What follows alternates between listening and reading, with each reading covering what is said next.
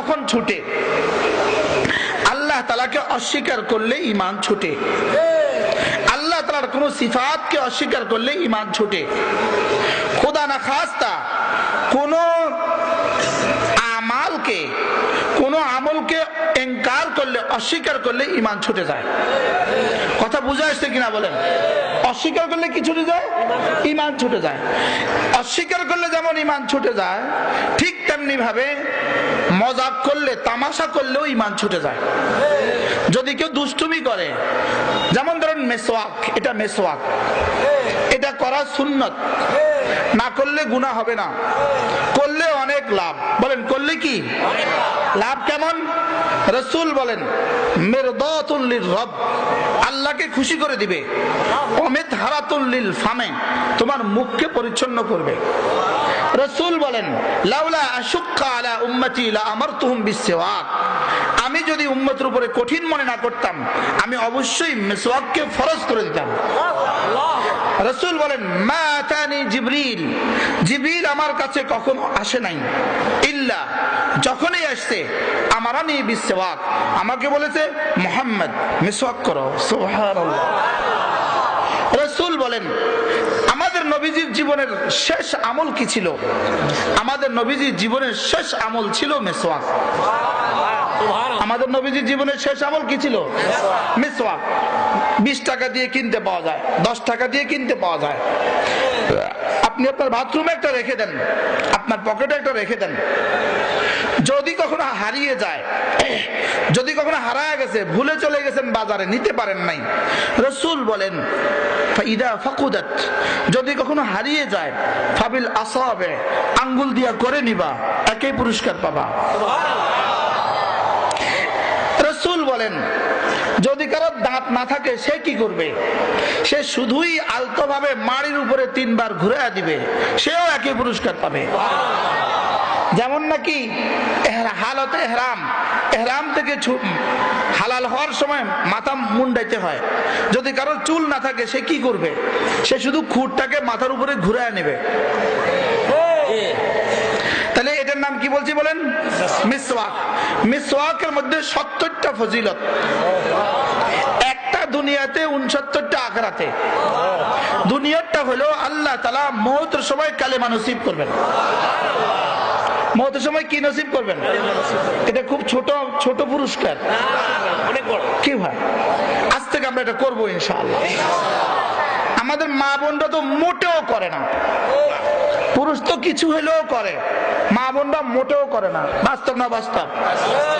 প্রত্যেকে নিজে একটা কিনবেন, বিবির জন্য একটা কিনবেন, বিবিকে বলবেন আজকে থেকে মেসওয়াক করবা। রাসূলের হুজরায় জিবরিল এসে গেছেন, মালাকুল মউত এসে গেছে। মালাকুল মউত আর কারোর কাছে অনুমতি চায় নাই, একজনের কাছে অনুমতি চাইছে। তিনি কে? আমাদের নবীজি। সুবহানাল্লাহ। হযরত জিবরিল গিয়ে বললেন ইয়া রাসূলুল্লাহ, মালাকুল মউত এসে গেছে। রাসূল তখনও বললেন আয়েশা তাড়াতাড়ি মেসওয়াকটা দাও। কি ভাই, আয়েশা মেসওয়াক দাও। আয়েশার উরুর উপরে রাসূলের মাথা মোবারক। আয়েশা মেসওয়াক দিলেন, কিন্তু মেসওয়াক দাও শুকনা, শক্ত। রাসূল দাঁত মাজতে পারতেছিলেন না। আয়েশা একটুখানি চিবিয়ে দিলেন, আর রাসূল মেসওয়াক করলেন। রাসূলের জীবনের শেষ আমল ছিল মেসওয়াক। মূলত এটার মধ্যে এত দাম কেন? এটা ছোট্ট একটা কাঠি তো না, এটার মধ্যে এত দাম কেন? এটা এত দামি কোনো বিষয় না, লেকিন এত দাম কেন? রব্বুল আলামিন বলেন হাবিব আপনি এটা করেছেন, সুবহানাল্লাহ। আমি শুধু চাই আমার কোনো বন্ধু, আমার কোনো বান্দা আপনারটা করে কিনা। শুধু রাসূল করেছেন, বলেছেন, এই জন্যই এটা এত দাম। আমরা করবো ইনশাআল্লাহ। এটা করতে পারবেন তো ইনশাআল্লাহ? ওখানে মেসওয়াক বিক্রি করে, আজকে যাওয়ার সময় কিনে নিয়ে যাবেন ঠিক আছে ইনশাআল্লাহ। যারা মেসওয়াক করতে অভ্যস্ত তারা তো আছে, যারা আছে নিবেন, না নিবেন, কিন্তু যাদের নাই তারা অবশ্যই কিনে নিবেন ইনশাআল্লাহ। আল্লাহ আমাকে তৌফিক দান করেন। বলবেন যে হুজুর এটা একটা ছোট্ট ওয়াজ, একটা ছোট্ট বিষয় ওয়াজ করলেন আপনি, আপনার কাছে ছোট মনে হচ্ছে, কিন্তু প্রেমিক প্রেমাস্পদের সবটাই ভাল লাগে। কথা ঠিক না ব্যাঠি বলেন? রাসূল করিম সাল্লাল্লাহু তাআলা আলাইহি ওয়াসাল্লাম, আল্লাহ তাআলা তার হাবিবকে এতটা ভালোবাসতেন, এতটা ভালোবাসতেন, ভালোবেসে বেশে এক পর্যায়ে বলে ফেললেন, হাবিব আমি আপনাকে এতটা ভালোবাসি, আপনার মতো যদি কেউ কিছু করে, আপনার মতো কেউ কিছু করে, আমি তাকেও ভালোবাসবো। কি ভাই, হে রাসূলুল্লাহ, আপনি মসজিদে ঢুকতে ডান পা দিয়ে ঢুকতেন, আপনার উম্মতের কেউ যদি মসজিদে ঢুকতে ডান পা দিয়ে ঢুকে আর মনে মনে এই নিয়তটা করে যে আমাদের নবীজি মসজিদে ঢুকতে ডান পা দিয়ে ঢুকতেন এবং নবীজি মসজিদে ঢুকতে ডান পা দিয়ে ঢুকতে বলেছেন, এই কথাটাকে কেউ যদি মনে মনে নিয়ত করে ডান পা দিয়ে মসজিদে ঢুকে, সঙ্গে সঙ্গে আরশ আজিমে মালিক বলবেন, যাও ইউহিব্বুকুমুল্লাহ ওয়া ইয়াগফির লাকুম যুনুবাকুম, আমি তোমাকে মাফ করে দিব, তোমাকে ভালোবাসবো। আমরা স্বাভাবিকভাবে আমরা কিন্তু মসজিদে ডান পা দিয়েই ঢুকি, কথা ঠিক না?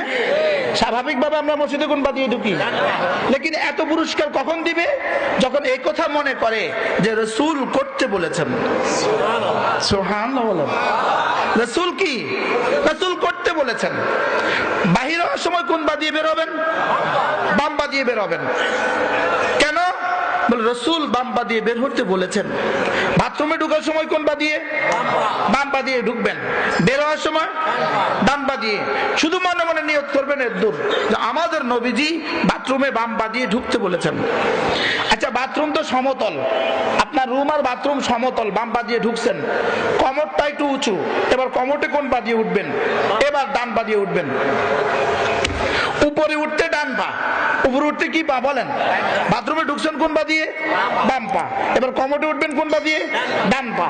আর মনে মনে নিয়ত করবেন রাসূল এভাবে করতে বলেছেন। সুবহানাল্লাহ। এর জন্য কি নতুন করে কোনো সময় নষ্ট হবে আপনার? কিন্তু ফায়দা কত?